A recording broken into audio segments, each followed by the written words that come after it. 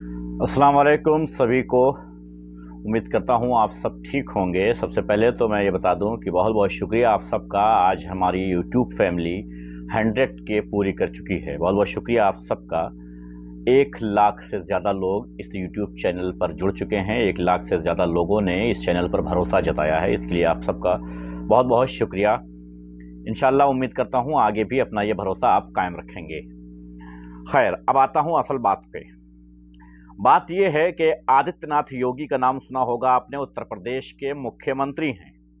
इन्होंने एक निहायत ही घटिया भाषण दिया है आज, निहायत ही घटिया भाषण।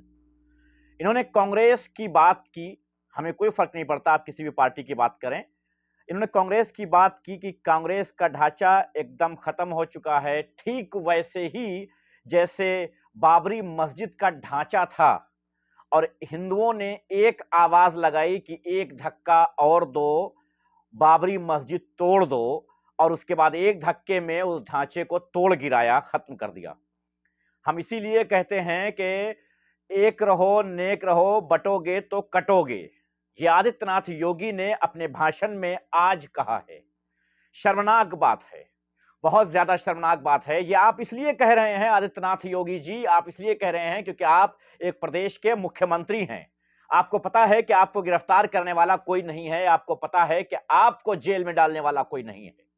आप किसी मस्जिद के बारे में इस तरह से बात कर सकते हैं, निहायत ही घटिया क्लास की बात कर रहे हैं।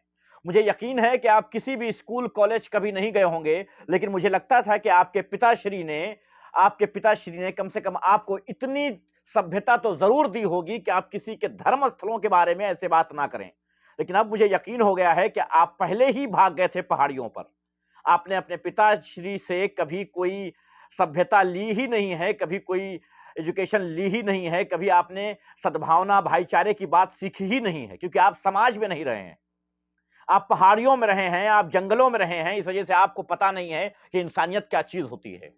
किसी के धर्म स्थलों के बारे में इस तरह से आप कह रहे हैं और बता रहे हैं कि एक धक्का और दो, मस्जिद को तोड़ दो। ये नारा हमारे हिंदू भाई एकजुट होकर के दिए, उसके बाद मस्जिद को तोड़ दिया, इससे खुशियां मना रहे हैं। किसी के धर्म स्थल को तोड़ने का मजाक बनाना, पहले तो धर्म स्थल तोड़ना, फिर अपना धर्म स्थल बना लेना, फिर उसका मजाक बनाना, यह सिर्फ भारत में ही हो सकता है और आप जैसे लोग ही कर सकते हैं, इतना मुझे यकीन है। आप कांग्रेस पार्टी की बात कीजिए कि वो ढांचा हो गया है, कुछ हो गया, मुझे कोई फर्क नहीं पड़ता है। आप समाजवादी की बात कीजिए। राजनीतिक पार्टियों की बात राजनीतिक होनी चाहिए, ना कि धार्मिक। मेरे पास भी बहुत सारे ऑप्शन है आपको कहने के लिए, लेकिन मान्यता नहीं है उन शब्दों की, क्योंकि मैंने अपने परिवार से, अपने घर से जो सीखा है वो ये है कि आपसे या किसी भी अपने से बड़े लोगों से तमीज से बात की जाए। इसलिए आपसे हाथ जोड़कर रिक्वेस्ट करता हूं कि ऐसी गलत बयानबाजियों से बचा कीजिए, कम से कम ये दिखाया कीजिए कि आप भारतीय हैं, क्योंकि एक भारतीय किसी भी धर्म का सम्मान करना जरूर से जरूर जानता है। अगर असल भारतीय है तो वो हर धर्म का सम्मान जरूर करता है। हम किसी मंदिर के बारे में, किसी हिंदू तीर्थ स्थल के बारे में कभी कोई अपशब्द नहीं बोल सकते हैं। उसकी वजह यह है कि हम ये सोचते हैं कि जैसे हमारे धर्मस्थल वैसे तुम्हारे में तुम्हारे धर्मस्थल। अगर हम अपने धर्मस्थलों की रिस्पेक्ट करते हैं तो हमारा फर्ज बनता है कि तुम्हारे धर्मस्थलों की बेइज्जती ना करें, उनके बारे में अपशब्द ना बोलें। लेकिन उसके बावजूद आप लगातार ऐसे घटिया और बेहुदा बयानबाजी किए जा रहे हैं, क्योंकि आपको पता है कि आप मुख्यमंत्री हैं, आपको कोई नहीं रोकेगा। शर्मनाक बात है ये।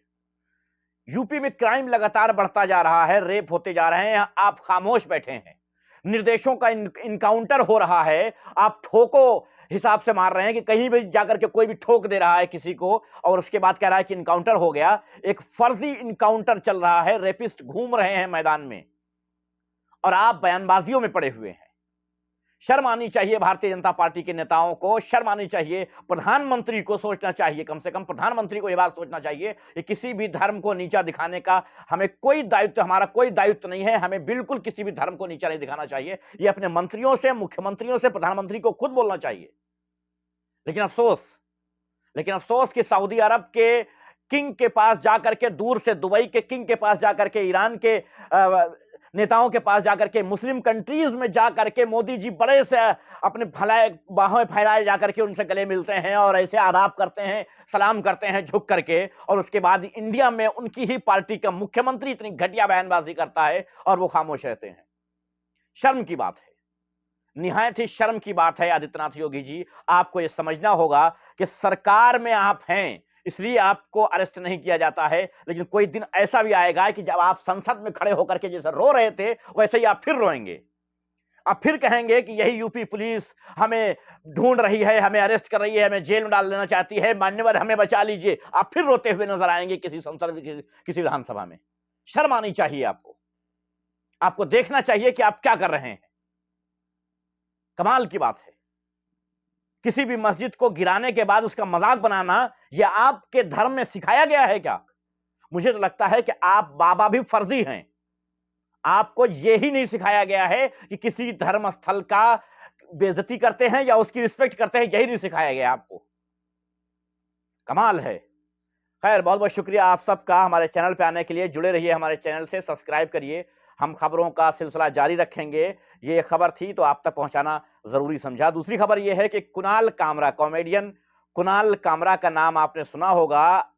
रिपब्लिक भारत के अर्नब गोस्वामी को हवाई जहाज में जिन्होंने लिंच कर लिया था, एक तरीके से कहा जाए, उनसे जो है सवाल किए और वो भागते फिरे, वो कुणाल कामरा कोर्ट चले गए हैं और उन्होंने कोर्ट में कहा है कि अभी सरकार ने जो एक सिस्टम बना लिया है कि आपके किसी वीडियो को हम देखेंगे, हम उसे बताएंगे किसी आर्टिकल को, किसी वीडियो को सरकार के खिलाफ है कि नहीं है, ये हम पर डिपेंड करता है। हम देखेंगे, इसको चेक करेंगे।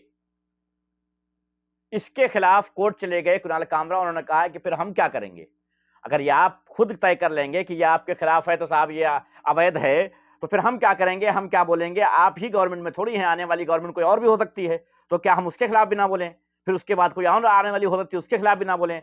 यानी कि आजादी जो हमें है बोलने की, जो हमें संविधान में बोलने की आजादी दी गई है, उसके खिलाफ यह कानून लागू कर रही थी भारत सरकार, जिसके खिलाफ कोर्ट चले गए कुणाल कामरा। देखिए, सारे न्यूज चैनल, वेब पोर्टल सब बैठे रहे और गया कौन कोर्ट? कुणाल कामरा जैसे ब्रेव इंसान। वो गए और उन्होंने 3 जजों की बेंच ने यह फैसला सुनाया कि सरकार का यह कानून अवैध है, संविधान के खिलाफ है, इसे नहीं पास किया जाएगा। क्योंकि किसी सरकार की आलोचना देश की आलोचना नहीं हो सकती है। यह कोर्ट ने क्लियर कर दिया है कि किसी एक आदमी की आलोचना या किसी प्रदेश के मुख्यमंत्री या देश के प्रधानमंत्री की आलोचना कभी देश की आलोचना नहीं हो सकती है। किसी गवर्नमेंट की नीतियों की आलोचना करना किसी आम इंसान का राइट है। यह कोर्ट ने इजाजत दी है। बहुत बहुत शुक्रिया आपका कुणाल कामरा साहब, बहुत बहुत शुक्रिया, धन्यवाद।